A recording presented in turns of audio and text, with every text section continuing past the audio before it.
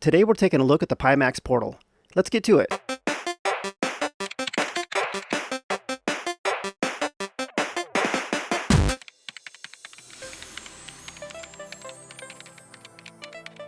The Pimax Portal is a premium-priced handheld gaming device based on Android 10. It has a 5.5-inch screen, a Qualcomm XR2 CPU, an Adreno 650 GPU, along with 8 gigs of RAM. We're looking at the Portal 256 today, but there's more than one model available. A couple of items worth calling out. The 5.5-inch LCD touchscreen runs at 4K at 3840 by 2160 at 144 Hz. It has 256 gigs of storage, a 4000 mAh battery, supports Bluetooth 5.1, Wi-Fi 6E, has a USB-C port, along with a micro SD card slot. First off, let's talk about the OOBE. For folks who are unfamiliar with what an OOBE is, it's the out-of-box experience you have from the time you take the device out of its packaging up to the point where you can actually use the device for its core purpose or for what it was advertised as. The out-of-box experience for the Pimax Portal was a bit different than most other Android handheld devices that I've set up recently. The Pimax Portal setup is wrapped in a custom UI that presents an Android setup experience that doesn't revolve around Google services and all of the associated logins and EULAs. The controllers were frequently unresponsive during setup, and I wasn't sure if this was something that I was doing wrong or if the setup UI wasn't fully controller-based. It was easy enough to use touchscreen to get around the bits where the controllers didn't seem to work, but it made things feel a bit disjointed. Once I got to the main menu and started to poke around the custom UI, navigation with the controllers was still a little wonky at times, so I hopped into settings and there were some updates waiting. There were 4 in total, with each requiring a reboot before I could check and install the next one. Thankfully those updates were fairly fast, and since the last update, the weird controller inconsistencies have mostly disappeared. In all, the Pimax Portal was fully ready to use in just under 20 minutes from when I first powered it on up through the final update.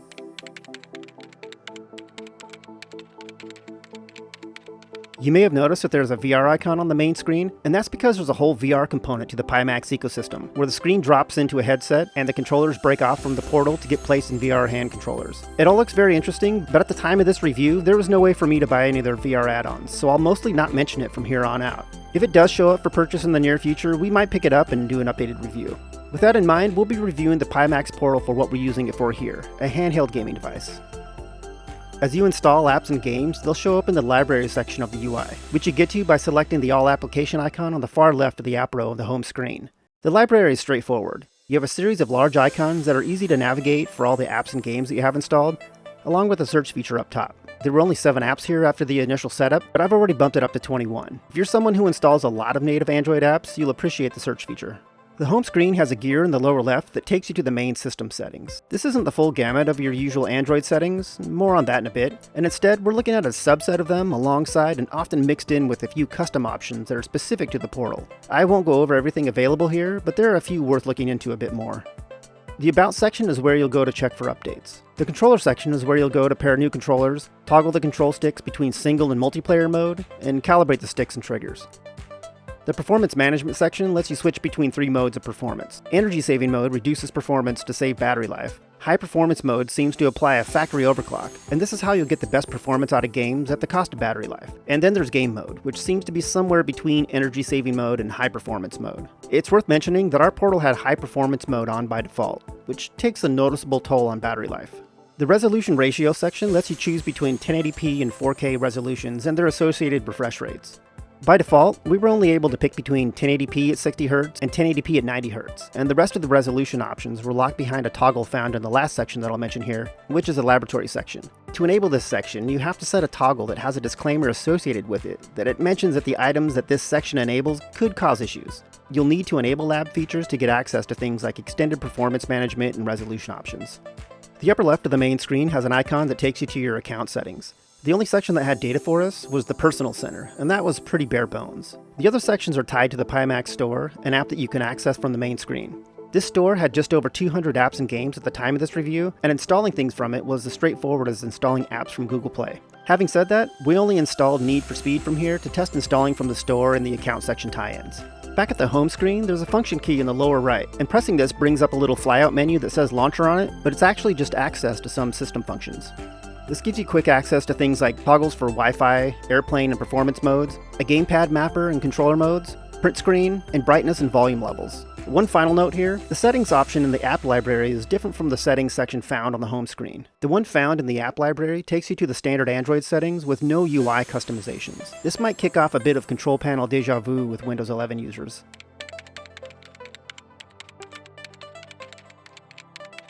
The plastic body feels surprisingly solid.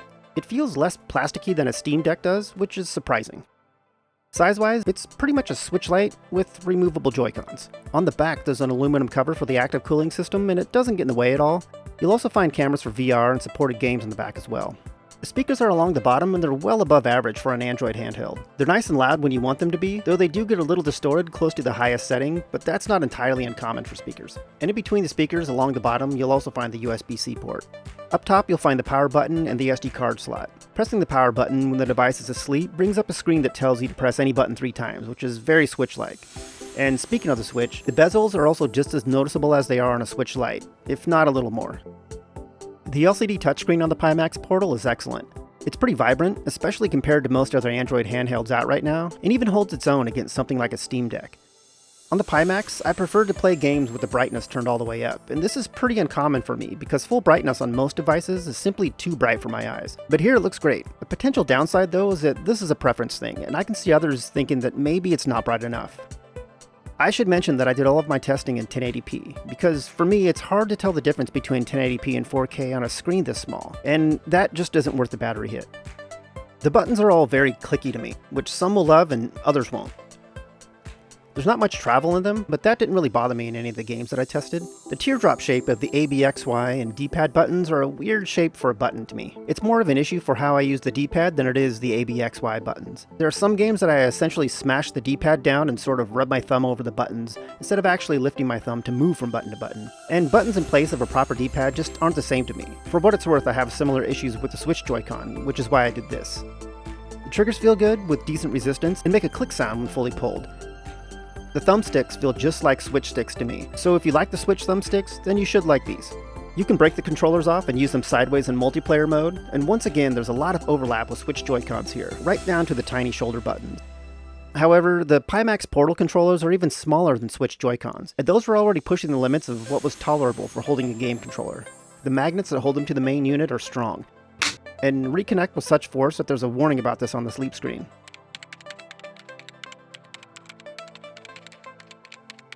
Native Android games that have controller support all played great in both performance mode and game mode. I love Titan Quest, and the Pimax Portal handled it with no problem. Same for Stardew Valley and Dead Cells. There was no controller config needed for any of these games, just launch and play.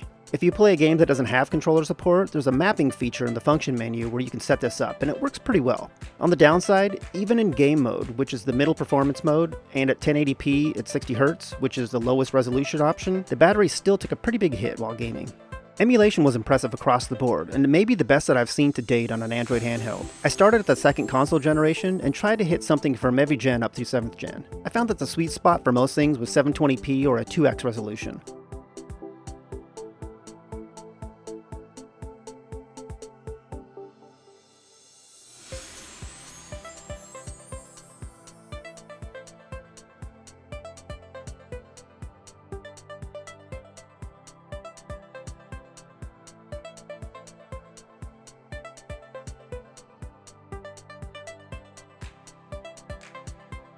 I should mention that we only used emulation options found in the Google Play Store, but I've seen videos of the Pimax Portal running even more recent games via sideloaded emulators. The Portal was great for streaming, for both cloud and in-home console streaming. It was another case of where everything just worked as expected, with no controller surprises, which is a good thing.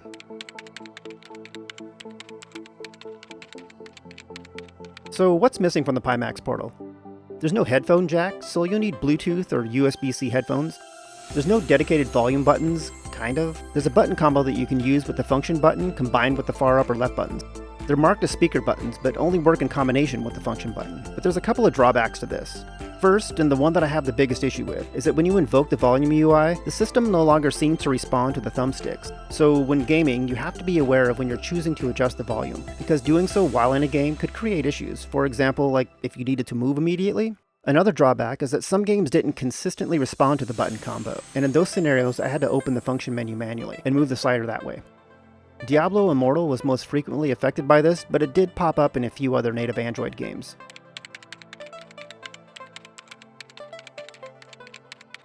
Let's talk about limitations of the Pimax Portal. Something that I briefly alluded to earlier is the price. It's an expensive handheld, especially by Android standards. Depending on the model, for right around the same price, you could get a Steam Deck.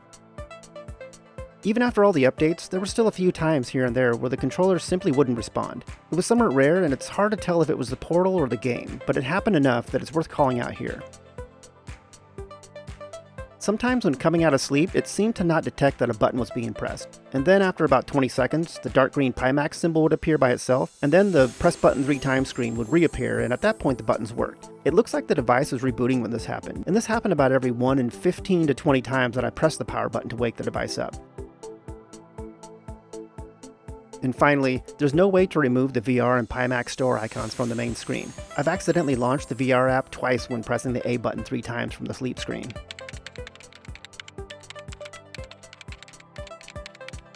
Alright, so what are my final thoughts on the Pimax Portal?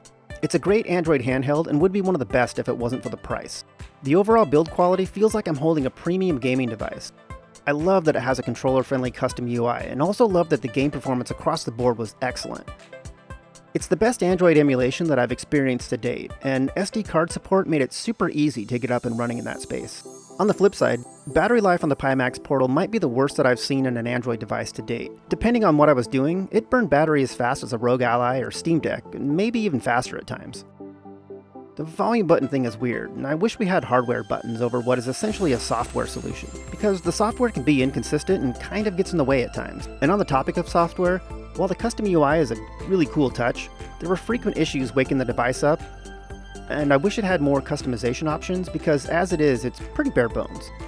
So, is the Pimax Portal worth the current asking price of $400? I guess it depends. Maybe it's not overpriced when you factor in the VR cameras, but that kind of speaks to the main issue here. If you're only picking up the Pimax Portal to be used as a handheld gaming device and have no interest in the VR capabilities, then for $400 you should really think about what it is that you want to do with a handheld. If all you're interested in is Android gaming and emulation up through console Gen 6 or 7 and don't care about the price, then this is one of the best devices for that scenario. But if you're looking for a more robust gaming experience and hardware that has excellent ongoing support, it's hard to recommend the Pimax Portal over something like a Steam Deck or even a less expensive Android handheld. And that about wraps things up. Please like this video if you found it useful, and subscribe to our channel if you want more content like this. I appreciate you taking the time to watch this, and we'll chat again soon.